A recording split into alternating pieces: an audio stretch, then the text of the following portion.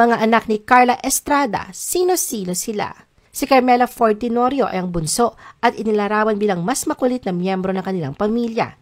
Siya ay anak ni Carla sa non-showbiz partner na pinangalanan niyang Patrick o PJ. Ang recording artist naman na si Joselito Carlito Ford Padilla o JC, ang ikalawang anak ni Carla mula sa dating lead vocalist ng bandang Orient Pearl na si Naldi Padilla. Nananalaytay sa kanya ang tunay na pagiging Padilla sapagkat ang kanyang ama ay pinsan ni Romel. Si Margaret Maggie Planas ay isinilang noong February 28, 2002. Anak siya ni Carla kay former Quezon City Councilor Mike Planas.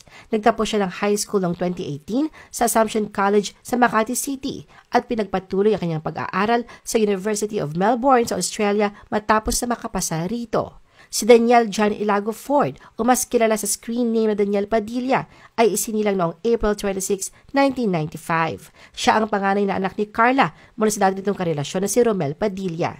Hindi kailangang tinatamasa niyang kasikatan at masasabing isa sa mga matagumpay na aktor na kanyang henerasyon at binansagan siyang supreme idol.